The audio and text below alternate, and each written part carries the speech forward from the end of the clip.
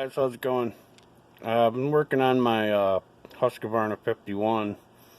A while back I took it all apart, split the cases, ported the cylinder, really good, matched the cases, cut the baffle out, opened up the thingy a little bit inside, got rid of the base gasket, all new mounts, intake, coil wires, oil pump, spring for in here, rebuilt the car with a OEM with a Walbro kit, and I had this gas line on it. It was like a Farmer Tech kit that I got on eBay, and it was spitting off the filter in the tank. So I'm like, what the heck? So I got an OEM gas line, put that on it, and I can't start these really and use them anymore, so I gotta wait for a buddy to show up. You know, since I got hurt in my wheelchair, I can't really cut wood anymore. But so today I got the new coil spring, because this dang thing was sticking. It was all gummed up, and then the spring went boing, so instead of screwing around with it, I just bought a new OEM one, put that in, and today we fired it up. Thing rips, man. It really does cut good, but it run and then die like it was starving for fuel. I'm like, what the heck?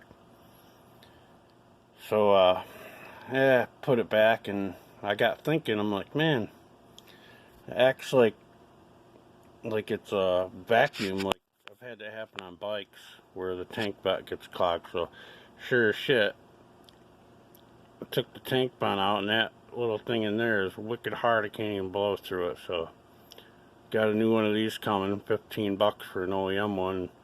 That should fix that issue, and then it should be good to go. So if you ever run into that problem, I'm like, man, it can't be that carburetor. I just went through it, because when it spit the filter off, I took the carb all apart, wondering if it sucked dirt up. Come on, focus. And it didn't, but I took it apart and I checked the meter, and you know, the float height, the needle valve height, and that was all good. So yeah, it's right down there in that little hole, easy to get to. You just pop the little cover off. I picked the thing out and then used an easy out, screwed it in, pulled it right out pretty easily. But yeah, hopefully finally this thing will be good to go. Now it does really rip. I've had it for quite some years. Cut a lot of firewood with it. Cut a lot of brush on like some jobs I did and clearing and stuff. Trimmed up a lot of trees, and it had a rough life. So it was due for a rebuild. It was had an air leak, crank bearings were whooped out, seals were leaking. So it always had like a little linger, but I should have did it a long time ago before I got hurt, but now that I got a lot of time, I did it. Even though I can't use it, but people can use it here to cut up some wood around here if they got to. But yeah, good little saw.